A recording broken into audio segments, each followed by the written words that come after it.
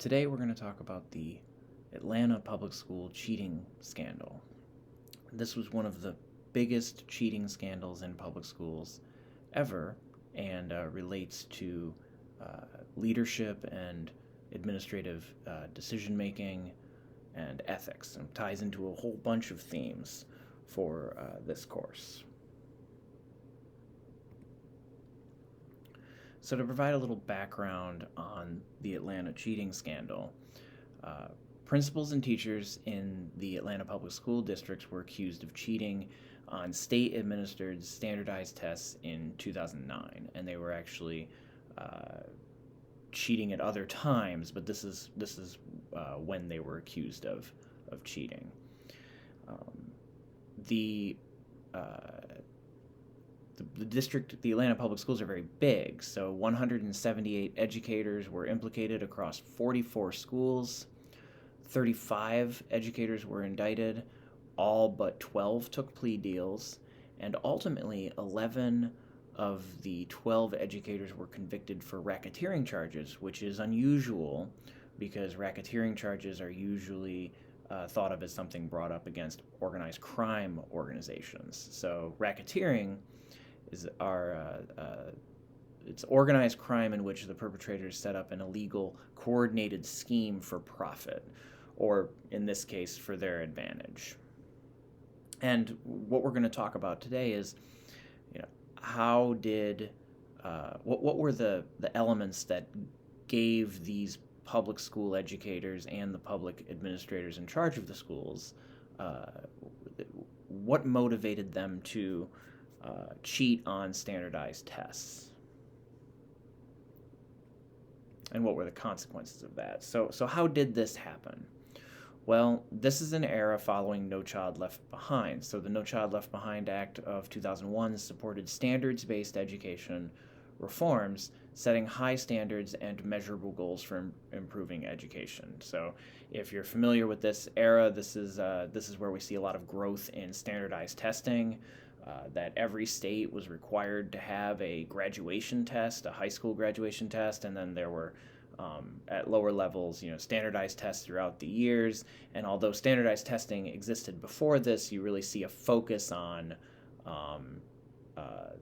measuring education and measuring standards. So Beverly Hall was appointed superintendent of Atlanta Public Schools in 1999, and she served in the position until her resignation in 2010.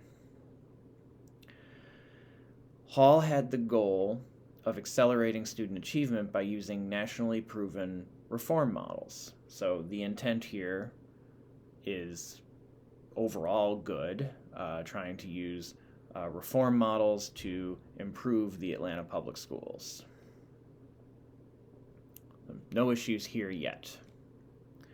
However, when she was implementing these reforms and creating change within the schools, she did some things that could arguably have contributed to the environment that led to cheating.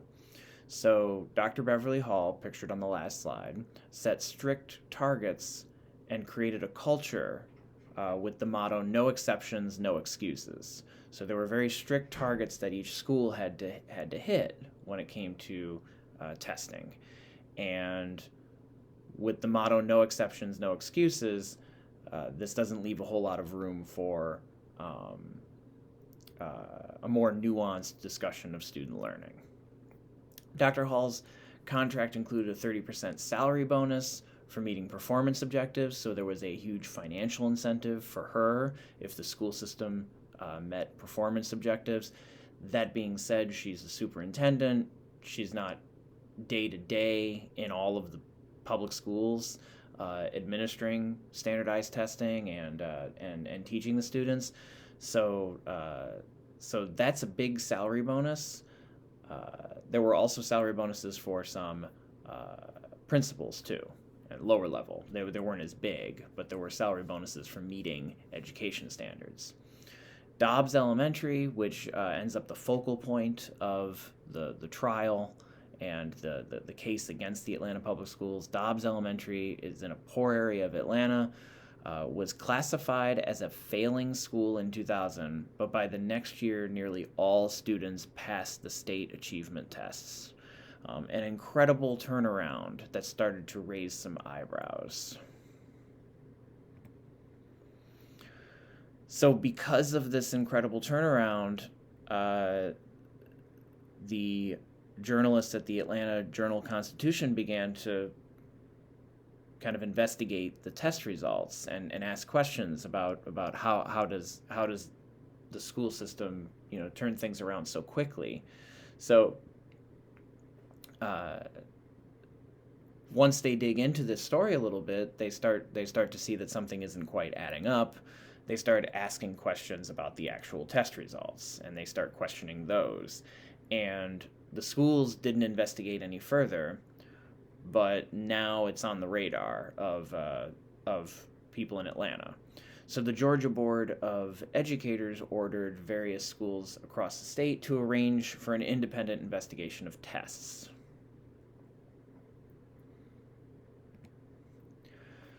So what they do to determine if certain schools in the system were cheating was they do something called eraser analysis. So erasure analysis, basically you're comparing how much students are erasing answers on one test compared to another. Now, this is a time period when a lot of these tests are still being administered on paper with pencil. So you're filling in bubbles on paper with a pencil, and this is before a lot of testing was moved to electronic testing. So you actually had hard copies of the test. So what they did was they compare eraser marks from tests from schools that aren't suspected of cheating with other tests, the tests at the schools that are expected of possible cheating. And what you would expect to see if there's no cheating going on is students tend to erase, on average, across the board, a certain amount of time. They select C, and then they change their answer to B. But if you see a school with where their students have a really abnormally high number of eraser marks, then there's evidence there that something else is going on. That these aren't just the students deciding to change their answers. Students don't decide to change their answers more in one building than another necessarily. So the evidence showed that top administrators at the Atlanta Public Schools used intimidation to keep educators quiet about cheating, and that there were more eraser marks than would be otherwise on these certain tests. And so once they dig further in and they go, well, good, cheating is clearly happening here, they uncovered this culture of fear and conspiracy of silence. So basically what was happening is let's take Dobbs Elementary, though this does happen in as I mentioned in the beginning, in more schools than that, but that's the one that had the big focus on in the investigation. They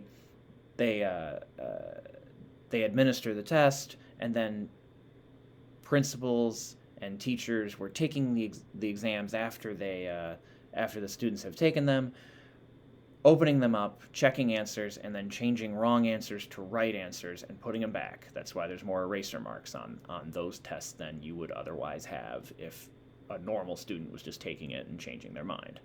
And so they dug into this, and they found out that the teachers were afraid of losing their jobs, that principals were afraid of the consequences, that people involved, because of the no excuses mentality of the superintendent and the strict goals for standardized testing and all of these things, they found was that there was a culture of fear and a conspiracy of silence. So nobody wanted to speak out. Everybody was going along with it because they were afraid of losing their jobs, and they were afraid of the consequences of not making these strict standards. So at this point, I'm going to talk to you about something from a journal article that discusses this case, there were, how did this happen? Well, there were 3 points, 3 major points that they referred to as the fraud triangle. 3 points that allowed this to happen: opportunity, pressure or incentive, and rationalization. So how this gets out of control in an organization and implicates so many people. You have the opportunity. So cheating occurred in various forms. Teachers were able to erase scores. Administrators were able to approve false certifications of results. So they had the opportunity to cheat. There was no third outside party that was going to verify these things. There wasn't any mechanism for stopping people from doing this if they wanted to. There was pressure. So Dr. Hall's contract again had a 30% bonus for meeting standards. School employees were afraid of losing their jobs if they did not go along with cheating. Other financial incentives were created for principals. There was a lot of pressure here that especially like in a state like Georgia doesn't have necessarily the strongest public school system statewide, according to a lot of measures. So you have a lot of turnover in the profession. You have a lot of people looking to get other jobs or get out of education. So the people you do have teaching there really do need that job.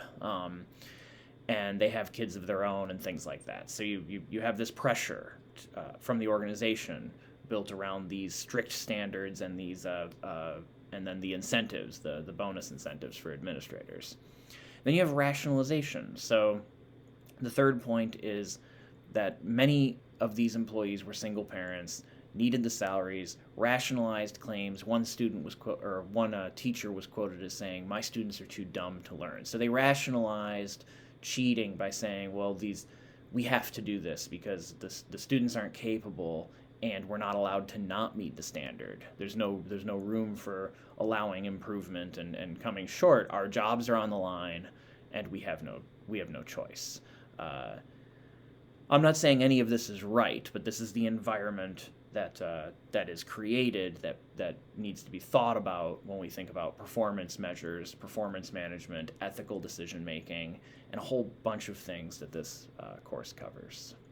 So be sure to check out the PBS NewsHour video that's posted on the aftermath of this scandal, because what happens afterwards is very interesting, and what happens to the people involved and what happens to the school systems and the different things that they decide to do in order to try and correct the mistake of the Atlanta school cheating scandal.